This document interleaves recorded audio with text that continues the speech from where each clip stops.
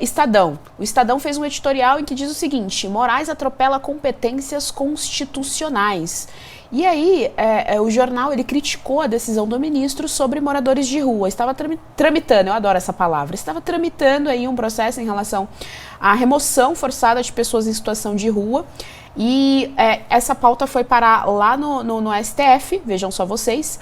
E aí o ministro tomou uma decisão que não agradou as pessoas, né? Não agradou inclusive o pessoal do Estadão. Mas o que me chama a atenção é que o Estadão diz o seguinte, abro aspas: o problema surge quando o ministro entende que ele sozinho tem poderes para fixar obrigações concretas sobre o tema para a União, os estados e os municípios, fecho aspas. Ora, Estadão, não me diga. É mesmo, o problema começou aí, né? Quando ele começou sozinho a fixar poderes e obrigações concretas na figura dele. Ora, Estadão. É mesmo que isso acontece? Nós estamos falando sobre isso há pelo menos uns 4 anos. A direita está falando todos os dias que existe um ativismo judiciário, a balança da justiça pende à esquerda, existe desmandos, existe concentração de poder, existe abuso de poder e autoridade. Isso é um problema. Mas, né, a grande imprensa e esse grande consórcio, não sei, achou que isso em nenhum momento fosse correr atrás deles. Mas aqui eu deixo o recado para todo e qualquer comunistinha, seja ele jornalista, seja ele do marketing, seja ele de onde for.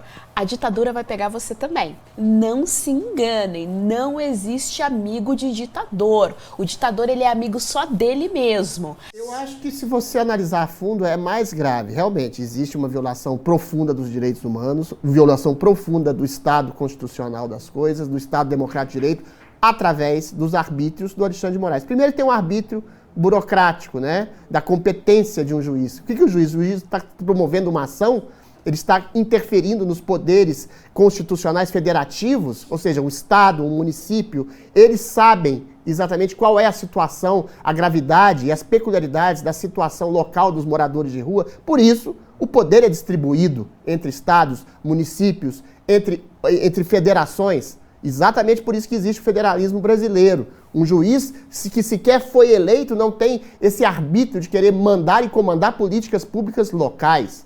Isso é só o começo do problema. Depois você tem os arbítrios constitucionais, tipificações criminais que não existem, que a gente já falou, prisões preventivas que não existem no Código Penal, abusos constitucionais de toda a ordem. Agora, eu acho que tem um componente aí que vocês estão esquecendo de dizer. O ministro Alexandre de Moraes, que já foi acusado, como presidente do TSE, de ter sido parcial nas eleições de outubro, parcial especificamente para um lado, para o governo Lula, tendo proibido, censurado imagens, participações, críticas do Bolsonaro à candidatura do Lula, parece que novamente está em campanha. Porque essa política pública de esquerda, como você bem disse, Geisiane, é uma política pública colocada pelo Boulos, não remover as pessoas em situação de rua, ou outros direcionamentos para essa população de rua. Primeiro que você desconhece a complexidade do problema. População de rua, a maioria dessas pessoas tem algum tipo de distúrbio psicológico.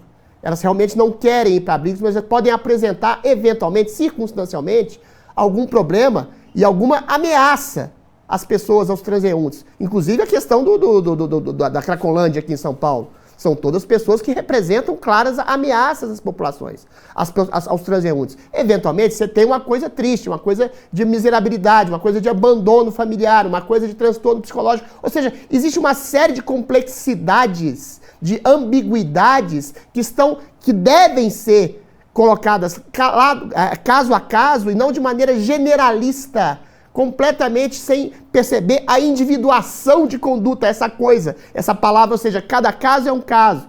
O Alexandre de Moraes não existe isso. Um cara que prende 1.500 pessoas, algumas velhas lá, senhoras, que estavam rezando em QG, autista, cacique indígena, que nem estavam lá nessa invasão. Ele prende todo mundo e diz, não tem essa de indivíduo, não. Aqui é prisão por manada, prisão coletiva. Da mesma forma, ele acha que o problema da população em situação de rua, os mendigos, na verdade, é uma coisa simples de resolver numa canetada, e os prefeitos e governadores não fazem porque não querem. Aí, eventualmente, não pode remover população de rua. É uma pauta cara à esquerda, é uma pauta cara ao nosso querido Guilherme Boulos, que adora invadir casa, Mas não pode deixar que uma pessoa, um transeunte, seja assaltado por um morador de rua ou um cara que seja viciado na Cracolândia.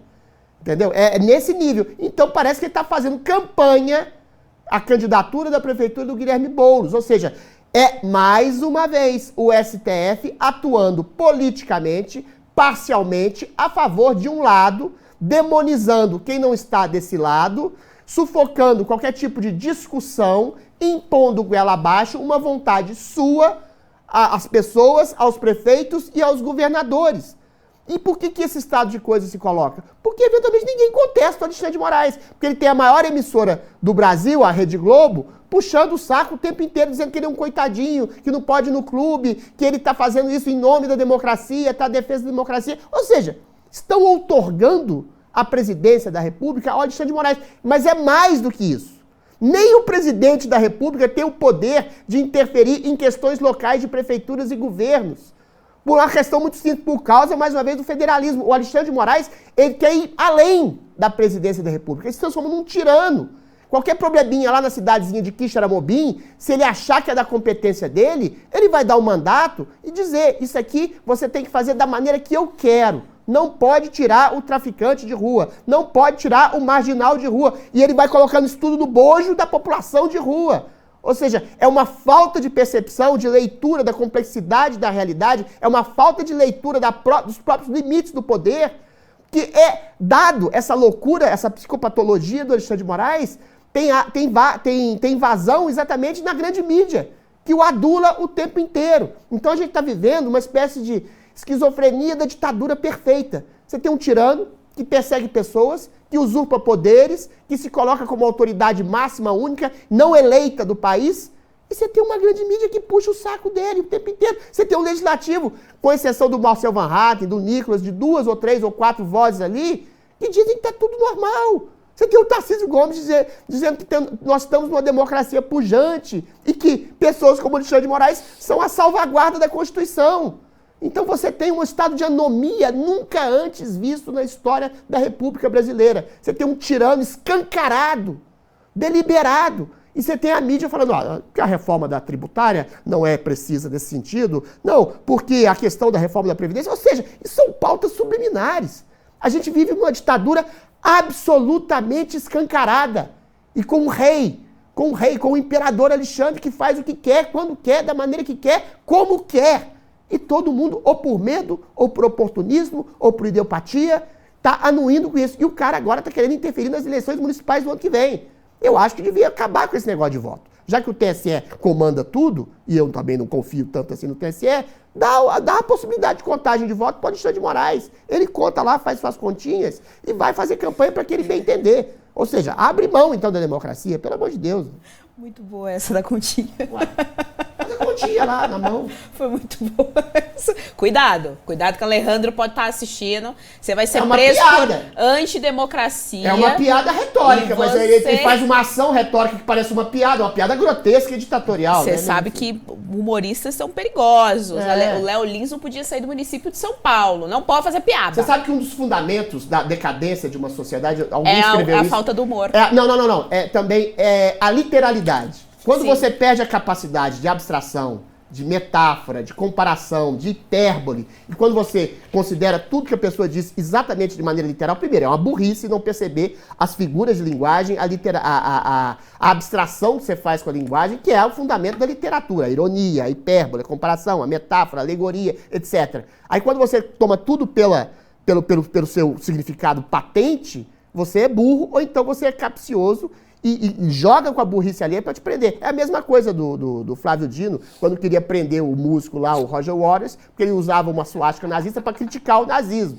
Ou seja, qualquer ironia, qualquer abstração é tido como crime. Eu estou fazendo uma piada retórica, tá, Alexandre? Não me prende, não. Mas quem está fazendo uma piada de mau gosto, sem nenhum tipo de retórica, uma piada ativa, e se travestindo de ditador, é você realmente.